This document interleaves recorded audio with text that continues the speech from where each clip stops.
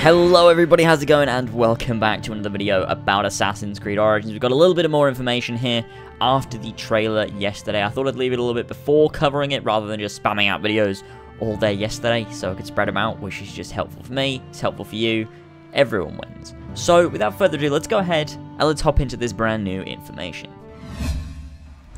So the first section of news is coming from Edge magazine that talks about Assassin's Creed Origins.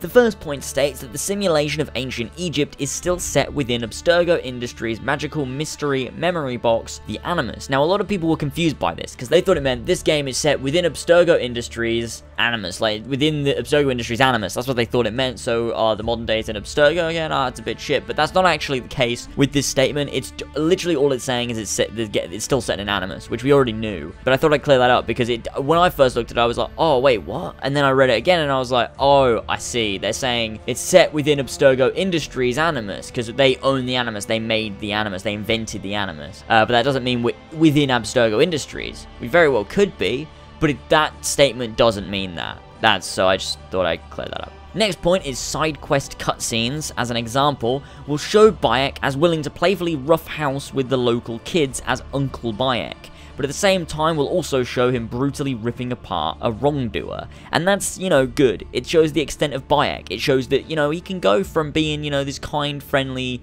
understanding person to being this brutal murderer, and that there's a lot of depth to his character there, I think, which is interesting. Next up, Bayek's proto-assassin appearance was designed as a homage to Altair, with subtle accents of the classic assassin's white and red garb, which is nice. I did see that there's little flicks in there that looks like Altair, but it's different enough that it's not like, completely obvious. Next is, among Bayek's manipulation tools, the player will find firebombs, which is another thing we're going to be getting in the game. That sounds very Revelations-esque, which is nice. It's always good to have extra tools at your disposal, and especially little nostalgic ones like bombs, because Revelations is nostalgic now, even if the bomb system wasn't even great. Nostalgia is good, so nice. Next up is the skill to fast forward time in the game. It's called Dawn and Dusk ability, which sounds to me like that could be part of the skill tree, which is interesting, so that's cool. To create certain landscapes in the game, the team took hundreds of pictures of rocky terrain in the Nevada desert to reference when designing Origins sand sections.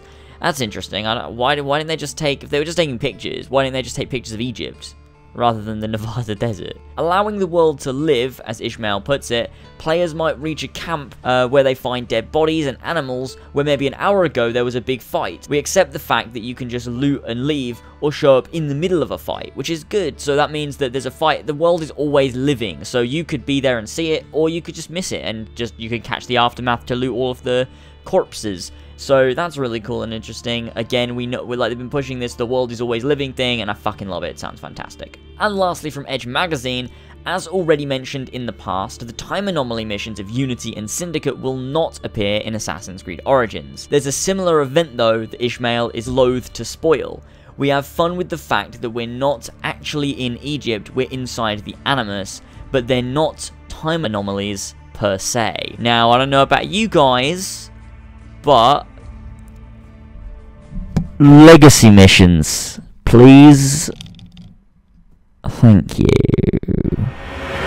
And next up, we have some information coming from an interview with Matthew Zagurek, the narrative director on Assassin's Creed Origins. A couple of points he states. The first one is, the Order of the Ancients is a secret society in ancient Egypt. It is comprised of a lot of powerful men and women at kind of the top echelons of society who have high positions of power and for the most part are involved in politics, involved in religion, involved in economics, military, etc. Essentially, their goal is that they want to bring back a sort of strong dynastic tower that was kind of the glory days of former Egypt. He then goes on to say, when the story starts, Bayek is not an assassin, but he's sort of a proto-assassin. in the same way that the Order of the Ancients are sort of proto-Templars. In that sense, the organization and the ideals they have and the beliefs that they have are conceptually very similar to the Templars as we know them throughout the rest of the series, and kind of lead into a group that might be called that one day. Which is interesting, because I thought the Order of the Ancients was something new or something different, or the Instruments of the First Will, but turning out that they're just Templars, I feel that's sort of underwhelming, but it's interesting because they're not Templars necessarily as we know them.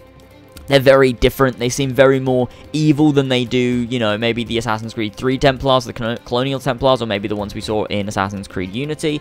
So it'll be interesting to see their attitude and the things that they do throughout Assassin's Creed Origins. Next up, he says, each member of the Order is responsible for their own sphere of influence / sector in society, and are spread out all across Egypt, which makes sense. Bike's going to be traveling all over to take out the various high-up members of this organization, of the Order of the Ancients, which we pretty much knew from the beginning. And as this kind of reveals itself, I think we're getting more and more of an idea of Bike's sort of motivation during the story, like we saw from the trailer, where obviously he gets kidnapped, and they're there sort of, I don't know, beating him up. I don't know why. We don't really understand that. Maybe it's got something to do with his DNA, because he's related to Desmond Miles, possibly, so has high Civ DNA. Who knows? But, of course, that's his influence. Then he goes around taking out all the members of this order for, I guess, his own sort of personal vendetta, but also because he cares about the people of Egypt, and he can't stand to see them being controlled and manipulated like this. And the last thing that Sakura says is that the Order of the Ancients is looking for a means of control, and they're looking for a means of control of their country,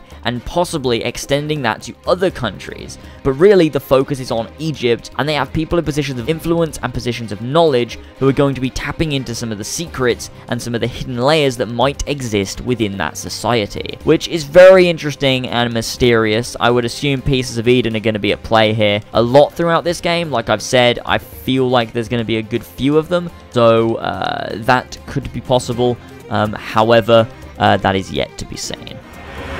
Now, next up, we have a few more plot points, but these could be potential spoilers, you know, regarding things like the Apple of Eden and, you know, the different characters and their sort of roles. So if you want to go in entirely blind, then you can skip out on this bit and turn off the video now, but don't forget to hit the like button. But they're not huge plot point spoilers, they're just things that we sort of know, but they're sort of confirming and talking about, that gives us a little more insight into the game. But there's just a warning there, in case you do want to click off now. So, first up, Medunamun, I think that's how you say it, is part of the Order of the Ancients, and the wearing of animal masks is part of the visual signature of this order. The people who are part of it wear this kind of mask when they meet in public as a symbol, so, you know, it's just a nice little thing there to give them distinct, you know, sort of personalities, I suppose, which is just nice. The next one is Hetepi, I think? I don't know.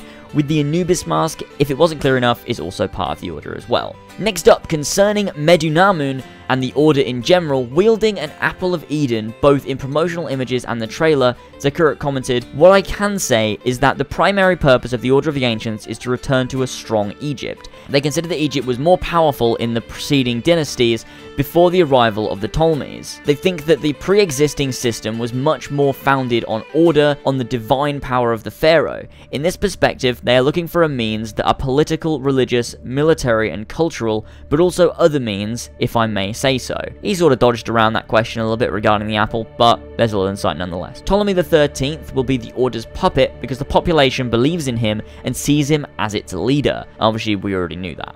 Thus, the Order uses all of their power to influence through Ptolemy the 13th, the organization of Egyptian society, and so mysterious objects can indeed be part of this vast plan. But I will say no more because it's an important part of the story. Very, very interesting stuff. Can't wait to explore that in the game. Next thing is the Order is behind the expulsion of Cleopatra from Egypt. They even chose Ptolemy the 13th because Cleopatra is a much better strategist, and Ptolemy is more interested in the superficiality of power, which makes him easier to handle, which makes a ton of sense. Very much like Joffrey from Game of Thrones. Next, the members of the Order are scattered all over Egypt, and in antiquity distance mattered. There was certainly a central army and organization, but the concrete exercise of power was spreading solely in the country at the time for communication reasons, hence why the members of the Order can be found all across Egypt.